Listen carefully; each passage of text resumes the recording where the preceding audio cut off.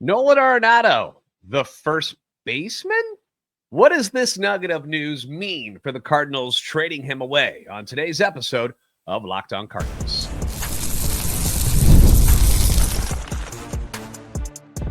You are Locked On Cardinals, your daily St. Louis Cardinals podcast, part of the Locked On Podcast Network, your team every day.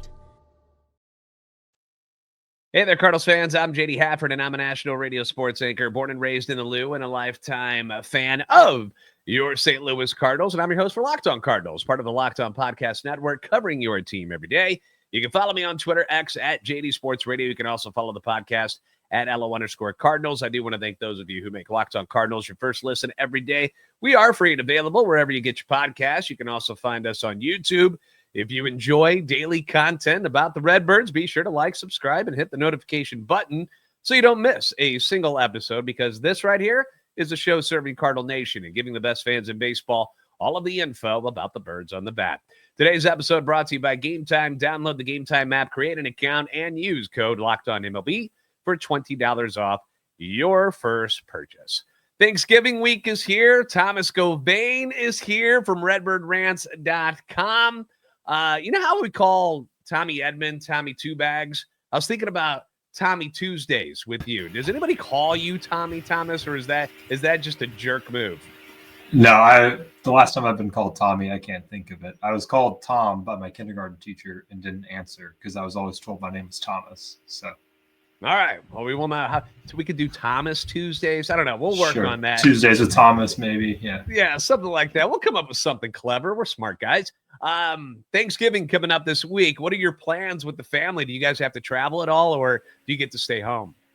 Yeah, we're going to venture the I-70 East trip from Kansas City to St. Louis. So we'll see if we can beat some traffic, work around it. But my family's there, so we'll go visit them and spend a few days with them. Oh, very nice. Very nice. Do you have to do any cooking at all, or do you just get to eat? Nobody wants me to cook, so I get to avoid that. Yeah. Are you staying where you are for Thanksgiving, or are you traveling too? We stay with the wife's family because I have hockey games and stuff that I have to do. So it's tough around the holidays. They always schedule games right around the holidays because everybody's off work. Yeah. So I'm always tournaments, doing PA work for the hockey team then. But either way, looking forward to it. Also looking forward to finally getting some answers about Nolan Arenado. We keep creeping closer and closer to the winter meetings, and that's when we think things will pick up even more for the Cardinals. But Nolan Arenado trade talk is seemingly everywhere right now, and rightfully so. I know some people are probably sick of hearing about it, but, we're talking about a future Hall of Famer being traded away from the St. Louis Cardinals, which is not something that normally happens on the streets of St. Louis, man. Normally we're trying to acquire people like this, not ship them out. But these aren't, our dads or our grandpas' Cardinals anymore. Things are a little bit different right now. Things are changing. Things are evolving. And most people around the league do believe that Nolan Arenado's time with the Cardinals will likely come to an end at some point in this offseason. Now, there's still no reports that Nolan Arenado has asked for a trade. All we've heard is that if he's willing, if the Cardinals want to feel things out with around the league and see what they can find, he's cool with that. He understands that, but he's not saying, get me out of St. Louis or else. It's not one of those situations. But we did get a report today, Thomas, from Katie Wu at The Athletic, that Nolan is willing to play first base, or at least less third base, to create roster flexibility for a potential new team. League sources briefed on this situation say the Cardinals have been exploring Arenado's potential trade market for weeks. Those conversations, preliminary in nature, have yet to yield any progress. Still, a few teams have expressed initial interest per a league source. As the winter meetings approach, talks are likely to intensify, and there is a growing sense throughout the industry that Arenado will be on the move. She says this, of course, does not guarantee Arenado will be traded. The Cardinals' efforts to move the 8-time All-Star are complicated. He's got the full no-trade clause. There's the money remaining on his deal, $74 million over the next 3 seasons, which is broke up in a bunch of different ways that we don't really have to go into. But according to her, the Cardinals likely would resist eating significant money in a trade, which is something that you and I have brought up before, that, if they're going to move any of these high-priced veterans, they're probably going to have to eat some of their salaries. But she says potential suitors might resist giving up better talent if they could not acquire Arenado at a discounted rate. Mozeliak will not trade Arenado solely for the sake of moving him. Any potential return would have to make sense for the Cardinals' short-term and long-term plans. This will not be a salary dump. Katie's article you can read at The Athletic. Let's start with the first base thing, Thomas. What does that say to you that arguably the greatest fielding third baseman of all time, coming off being a Gold Glove finalist yet again, so it's not like his powers have deteriorated so badly that he can't move over there, but he is willing to move to first base to facilitate a trade. What does that say to you about? It's curious. Yeah, his defense has gone down the last 2 years, but it's still very good compared to the rest of the league. You mentioned Gold Glove finalist and all that. I don't know why he wants to move to first base unless there's a team that he really wants to go to and they have a legitimate third baseman already. I can't think of any teams off the top of my head that fit that bill, but as far as contenders go, the Detroit Tigers might be someone who fits that bill, who need a first baseman. That's the only reason I think he might consider moving there, is there's a better third baseman already there and he wants to go to that team. So then he would waive his no trade clause for that. It doesn't make too much sense to me. His glove is his calling card at this point. So to take that away and put an average offensive player to first base, that's usually a premium offensive spot. That's curious. Yeah. And it also kind of, the first thing I thought, it was like, does that mean he really wants out pretty badly, where he's like, I don't really want to be here? Again, this is just me thinking out loud. Is that the vibe that you come with, that he's just like, well, I mean, if that's what it takes, I'm ready to roll, because he's ready to win a championship wherever he gets traded to. And obviously, like you said, he can tell the Cardinals, no, I'm not going to that team. I'm going wherever the hell I want. So he might have just 1, 2, maybe 3 teams that he's interested in going to. And if one of them doesn't need him as a third baseman, that would be the reason why. Yeah, exactly. He's probably trying to find a team that has third base, needs first base, and he really wants to go there. The teams that match those criteria are pretty small, though. Are you on board with the Cardinals? Because what I come from this article, too, is that the Cardinals are playing a little bit of hardball here with the league. Or do you think that they should just move on from this, trade him, get it over with, despite not that many teams needing a Nolan Arenado at this point of his career? I like it. I think he still has significant value. What that value is, I don't quite know, but he still has pretty good value. He's a plus defender at third base. If he moves to first base, that probably saps some of his value. He's at least an average offensive player, and if he goes to the right stadium, he could see a boost in his offensive numbers. Busch Stadium just kind of sucks everything out of everybody offensively. I think they should play as hard as they can just to get what they need back. They're a team that's in a reset, rebuild, retool, whatever you want to call it. They need as many legitimate young guys as they can, or near MLB-ready players. And Nolan Arenado is somebody who can still net that return for the Cardinals even after his last 2 seasons. And I also like the fact that they're admitting that we don't have to trade this guy. It's not like it has to happen or else this team's going to fold. It's not a situation like that where, oh man, what are we going to do? Like, if we don't get rid of him now, we're screwed. It's not the situation at all. They can afford him if they want to. They obviously still love him. And I still think there's a place for him on this team. I would love to see him stick around and help some of these younger guys. We saw it a little bit last year where he started to, that come to Jesus thing, where he was like, you know what, I'm starting to realize I'm not, in my prime anymore. And it's time for me to kind of take on the mentor role. And, it's going to take me spending time with younger guys instead of staying over here with the old guys if I want to be the better teammate. And I thought it was good for Nolan last year. I like him being around some of these youthful guys, but I completely understand both sides of the equation here, whether the Cardinals decide to hang on to him or Nolan's ready to get out. You can't really blame anybody for making a move. One of the teams you mentioned that getting him to a stadium where it's better for his type of swing and stuff. And I brought up, that where the Houston Astros just seems like a perfect fit for Nolan Arenado. Another one that we talked about briefly yesterday was the Boston Red Sox. And Thomas, you just put out an article this morning at redbirdrants.com about some trade ideas that it would be the Cardinals and the Red Sox coming together on a deal. And I want to go through those coming up next with Thomas Govey from redbirdrants.com on Locked On Cardinals.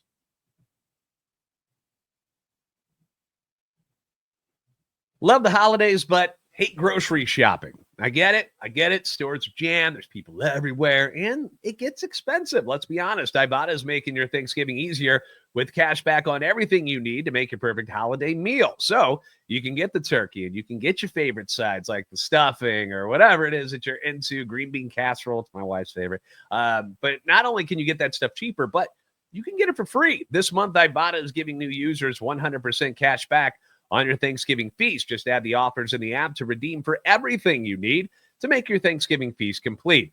All you've got to do is shop at your favorite retailers and upload your receipt. Ibotta will give you cash back on hundreds of grocery items, from produce to personal care to pantry goods, so you can get everything you need for the holidays. You can also earn cash back on hundreds of online brands and retailers too when you start with Ibotta, which includes places like Lowe's, Macy's, Sephora, Best Buy, and a whole lot more.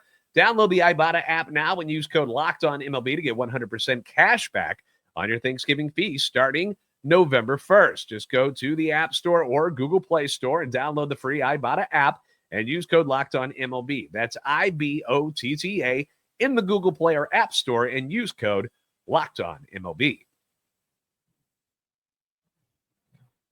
There's not a whole lot of things better than going to a live sporting event, whether it's a warm summer day at Busch with the Cardinals or going down to Enterprise Center to catch a Blues game. Maybe you're headed to Arrowhead to go check out Patrick Mahomes and the Chiefs, basketball, whatever sporting events that you're into.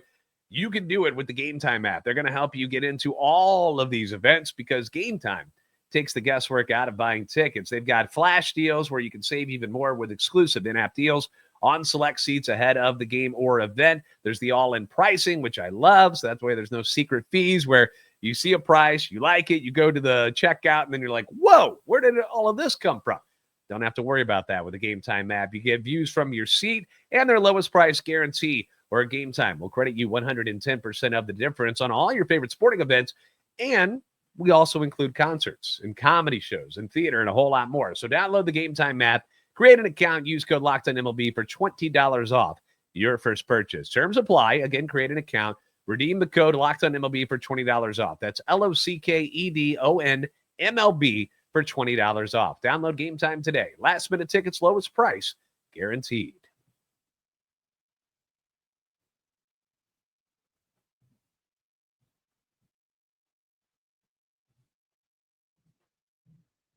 Thank you again for making Locked On Cardinals your first listen every day. You can leave your comments on YouTube as well as on Twitter X anytime you want. Your feedback is always welcome and encouraged. 'Tis the season for the trade ideas. We talked about a couple of possible deals with the Yankees yesterday, which involved one of their top prospects in Jason Dominguez. So a lot of feedback on that one, which we will get into in a future episode. So if you missed those, please go check them out. But today we're talking about the Red Sox. We got Thomas Govey from redbirdrants.com, who just released an article up at redbirdrants.com talking about some possible trades with the Boston Red Sox. Now, this is a team that's got some curious things going on. You talk about Nolan Arenado possibly. He's like, hey, maybe I'll play a little first base. The Red Sox are a team that got a stud third baseman on the offensive side, but he sucks on defense. Rafael Devers is terrible at third base. Like, he is brutal. Yep. Has led the American League in errors at third base for 7 years in a row. He's no good. He's not going to get any better. So we might as well move on from that if you're Boston. But they got another young guy in Tristan Casas, who was hurt a lot this past year, but bright future, 24 years old. But they talked about maybe Devers moving over there. Then there's been talk about Casas getting traded for pitching help for the Red Sox. So there's some moving parts here that seem to kind of make sense. If Arenado was traded to Boston, you can see why there might be an interest there. There's also talk about them being in on the Juan Soto sweepstakes, so everybody's kind of waiting on that and find out where he goes before everybody can start moving around for their backup plans. But Cardinals are just kind of waiting right now in a holding pattern just to see how the whole market shifts and where Arenado would be a good fit at. Boston seems like a good one. We talk about ballparks where his type of swing, being the pull hitter that he is, how that can be better utilized. And obviously with the Green Monster in left field, short porch, I feel like he would be quite happy playing there at Fenway Park. And you came up with a few ideas of some trades that would make sense for both sides. Where would you like to start? So there's 3 different types of trades. One is contract for contract. Arenado is expensive. Find a guy in their team that's expensive. The other is Arenado for a prospect. And then the third is probably the most complicated package that you could ever imagine, with including Arenado. I'll start with the contract to contract one. And this would be Arenado for Masataka Yoshida, who is, at this point, should be a full-time DH. He's miserable in the outfield, but his offense is pretty good. He's a high on-base guy. He is set to have $54 million over the next 3 years, so a little bit less than Arenado, but you throw in Nado's defense, it probably balances out. We wouldn't need to send anything else, so it's just straight up Arenado for Yoshida. This can move Brendan Donovan or Nolan Gorman to third. The other person can stay at second base. So JC gets to be a full-time util guy in the infield. And then our outfield stays the way it is. Yoshida can be the team's primary DH, especially against right-handed pitchers. It's probably the easiest route, and then Boston can move Devers to DH, and the rest of their lineup remains untouched. Okay. All right. That's an interesting one. Because the Cardinals talking about DHs next year, they don't really have like one guy where it's like this guy will be our DH. It's kind of a cycle. Like I guess Gorman against righties, and then somebody else coming in against lefties. Yeah. Is it going to be Contreras? Is it going to be Baker? They don't really have a full-time answer there, and this would do that for them. Yeah, it should. I've always been a proponent of one guy is your primary DH, and then you can shift for handedness of pitchers. And so Yoshida would fit that bill for the Cardinals. Okay. All right. Number 2, now we're dipping into some prospects here, talking about a pitching prospect from the Red Sox, which is something, by the way, and I talked about this in yesterday's show, where they don't have a lot. They're very strong in everyday players. Like they got a lot of those guys at the top of their list of prospects. Not as many pitchers, which is something the Cardinals are always going to be looking for, but you found one that might make some sense for them. Yeah, his name's Luis Perales. I hope I pronounced it correctly. He is coming off Tommy John surgery. He had it in June, so if we're trading for him now, he's only 21. Don't expect anything until 2026 out of the guy. But when he did pitch this year, he's got a 70-grade fastball on an 80-grade scale, which is ridiculous.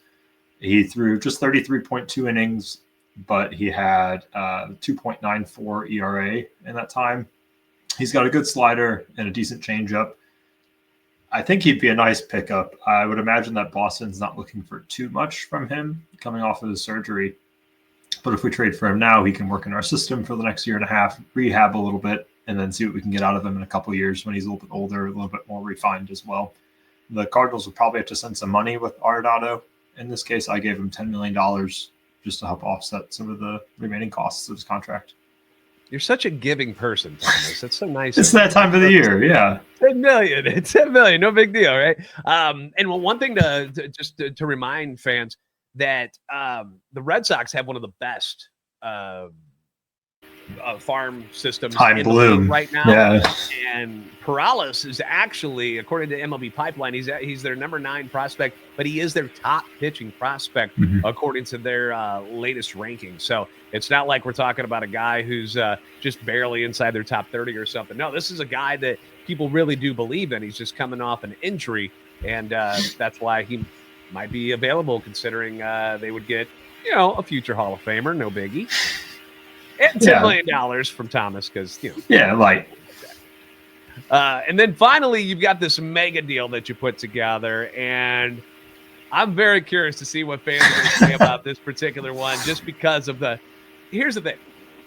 Cardinal fans, the players that are on the Cardinals are always worth more to us than to anybody else. Like we're kind of blinded by that, and that's okay. I mean, a lot of fan bases are this way.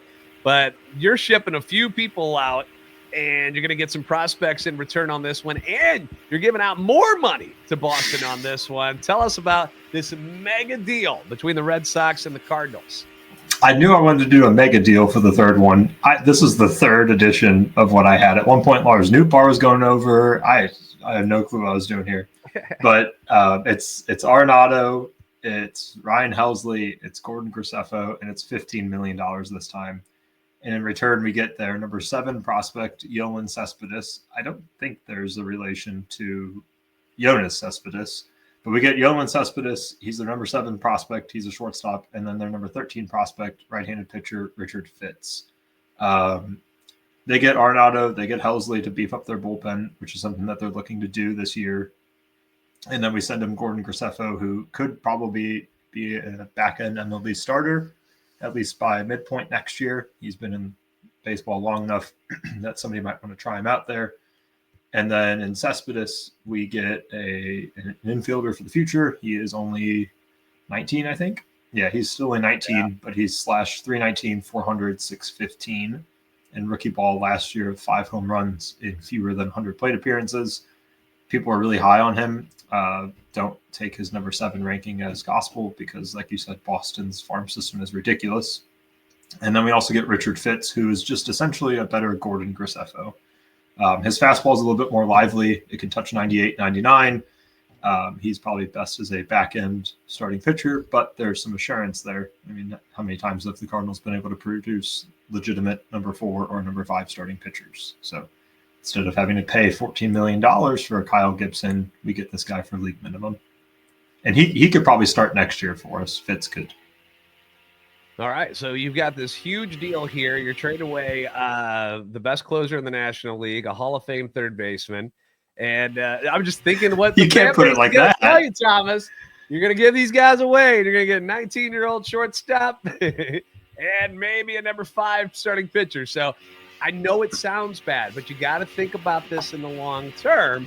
And if you could use, a guy like not Perales, but Cespedes, who again you mentioned, like, because their farm system is so good, he's actually, like, I'm looking at him right now, the 4th shortstop in Boston's rankings here, and all 4 of them are in the top 7, and he's number 7. That's how many shortstops these dudes got. So you're taking somebody away from their, where they've got an abundance of talent available, and you're able to flip it for some very expensive dudes. And that's kind of what the Cardinals are trying to do right now. If they're going to trade these guys, they want prospects who have a high ceiling and, are thinking down the road. We're not thinking about next year. So when, Thomas says, he's 19, he's got a bright future, and you're like, dude, when are we ever going to see this guy? You got to think about the long term, because it's not all about next year, which is what the Cardinals have done for so long, where they're always worried about next year.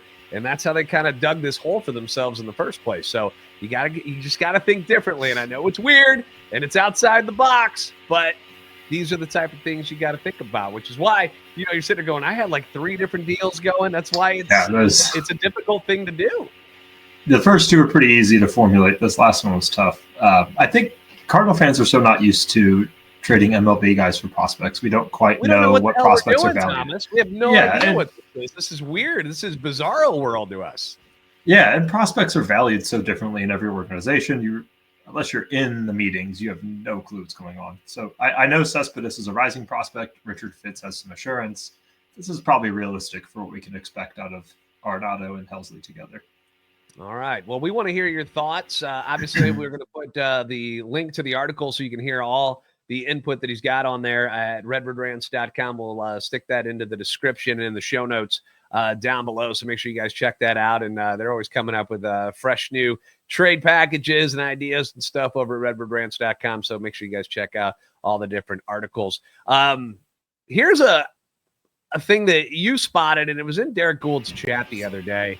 And you told me about your mom. I'm like, I just don't think this way. But the question was brought up, what if this doesn't work? What happens? What do the Cardinals do next? We're going to dive into that coming up on Locked On Cardinals. Get ready to tackle the NFL action with FanDuel, America's #1 sportsbook, because right now new customers can bet $5 and get $150 in bonus bets if you win. The FanDuel Sportsbook app gives you everything you need to place live bets on the NFL, and it's all in one place. You know, Thanksgiving, you got 3 games coming up on Thanksgiving. Bears at Lions starts it, then a stinky game with the Giants at the Cowboys. And then you've got the Golden Goose. You got my Packers at home against the Miami Dolphins. You also got a Black Friday game on Friday afternoon with the Chiefs at home against the Raiders. So when you're watching these games and you get a hunch in the middle of them, maybe, I don't know, you see a vision of Amon-Ra St. Brown in your stuffing, or Jordan Love in your pumpkin pie, whatever it is that triggers you, you can check out the latest stats. You can view the live play-by-play and so much more on the same page where you're going to place your bet. So when that hunch comes upon you, you're like, oh, I got to get it in real quick. You don't have to, fumble around trying to find where to place the bet. It's all right there for you already. Just visit FanDuel.com to join today. Again, you'll get started with $150 in bonus bets if you win your first $5 bet. That's FanDuel.com. Never waste a hunch and make every moment more with FanDuel, an official sportsbook partner of the NFL.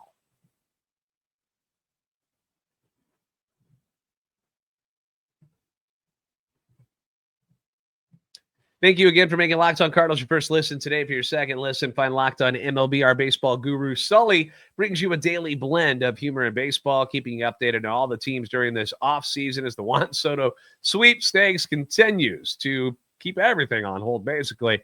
He's got the latest info for you there. You can find Locked On MLB on YouTube or wherever you listen to your podcast. Again, Thomas Govain from RedbirdRants.com joins us today.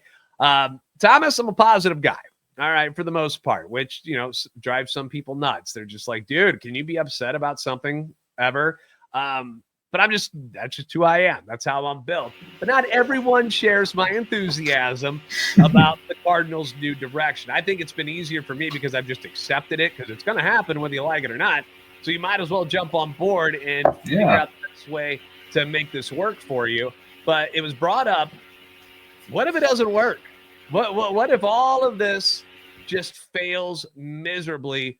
Where do the Cardinals go from here? What are your thoughts on that particular question? Well, when you put it that way, it's possible. That's the risk you run when you play a bunch of young guys out there who are not proven MLB ready. However, we have been letting it ride with expensive veterans for the last 2 or 3 years, and it hasn't been successful. So let's do it for cheaper, at least. And if it falls apart, then at least we're not spending $190 million. We're spending $130 million. I think it would hurt more emotionally if the young guys don't do it than it has the last 2 years when the old guys haven't done it, because these are supposed to be the players for the next 4 or 5 years. If it doesn't go well next year or the year after that in the first couple of iterations, then that doesn't spell much success for the future. And we're just going to hit reset again after 2025 or after 2026. So let's all hope and pray that it does go well. Well, we're definitely hoping and praying. I'm of the mindset that I'm not as nervous about what's going to happen this year. It was something that you and I were texting about where you're like, well, at least expectations won't be, hey, NL Central championship or bust, man. We're, this is what is expected. This year, we're not really sure like what exactly the team is going to be, because there are so many question marks that surround this team because of the youth. We're talking about, is Jordan Walker going to be the guy that we all hoped he would be? I certainly have not given up on him yet, but you should see the comment section. People are like, oh, Jordan Walker was supposed to be this crown jewel. Sucks. Get him out of here. And I'm like, wow, dude. He's like 22 years old. Like, they're already, haven't we seen this movie before where we're like, okay, this guy's not good enough. We ship him out, and then he goes and tears it up for somebody else. That's the whole point. Is like, we don't want to do this anymore. It doesn't make a lot of sense. And I brought up yesterday, talking about the contract for Yusei Kikuchi that he signed. He got this 3-year deal, and he's going to make $21 million a season. And we're talking about a guy. Is he really even that good? And you're going to pay him $21 million per? That's where this market is right now, and it just doesn't make sense to do it this way anymore, at least in my eyes. And I don't care. I know we got a billionaire owner. I understand that, and he's got all the money in the world. But at the same time, is this the smart way to go about it? I mean, it hasn't worked for the Phillies. They didn't win a championship that way. I mean, the Dodgers had to put together, they got a crazy payroll, but you saw what Shohei Ohtani did with his contract. And they also put together like 3 MVP dudes. And they've got, for a long time, they've had this great farm system, which has allowed them to go out and get some of these guys. So when we say like, the Dodgers, they went out and bought a championship. Not necessarily. They built a great farm system and then used that stuff to go find these pieces. Yeah, they spent some money in free agency, but they didn't do it the same way that the Phillies have been doing it. Yeah, right. And I think that one of the benefits of this season is that we can see what these players are. The Cardinals have been stuck in this run of holding on to guys for too long and then trading them for no value, like Tyler O'Neill or Dylan Carlson, or trading guys too early and not seeing what they can become because they're trying to make these playoff pushes. Randy Arozarena, Adolis Garcia, Sandy Alcantara, all those guys. So now we can at least see, A, who's going to be on this team for the next 4 years, and then B, who can we trade now that we know they're not legitimate players, and they probably won't come back to bite us in the butt down the road.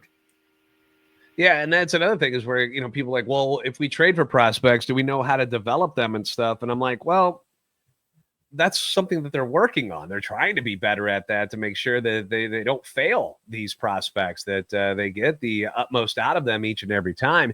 But you see those names where, they did develop these guys. It's not like they went to other teams' systems and then played for 5 years and then got called up. Like, these guys went to other teams immediately and made an impact. So the Cardinals were able to develop some of these guys, for a lot of what their career is. The Zach Gallens and the Sandy Alcantaras and the Adolis, they were all in the Cardinals system for a few years. Then they got traded, and then they went on to have success. But it's not like they learned a bunch of new stuff over a 3 or 4 year period with these other teams. The Cardinals had developed those guys. Yeah, and absolutely. Hopefully they're able to continue that.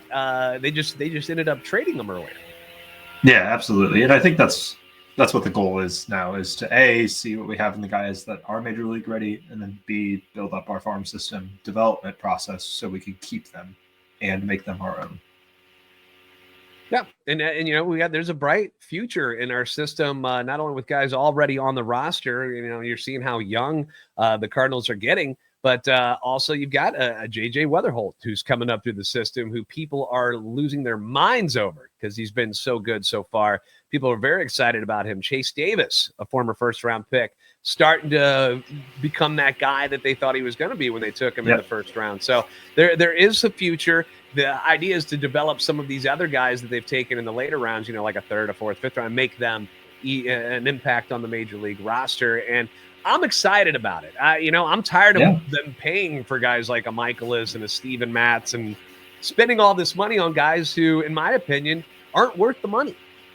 Yeah, absolutely. Michaelis will not get butts in the seat either. Mason Wynn and Jordan Walker might. So I think that the ownership group sees the benefits there too. Yeah. Well, I appreciate you taking time out today. Make sure you hit up Thomas on Twitter at Thomas Govain. You can also follow all his work at redbirdrants.com. Thomas, I want you to have an awesome Thanksgiving. I appreciate you, as always, for coming on each week and being a part of things. Absolutely. Same to you. Happy Thanksgiving.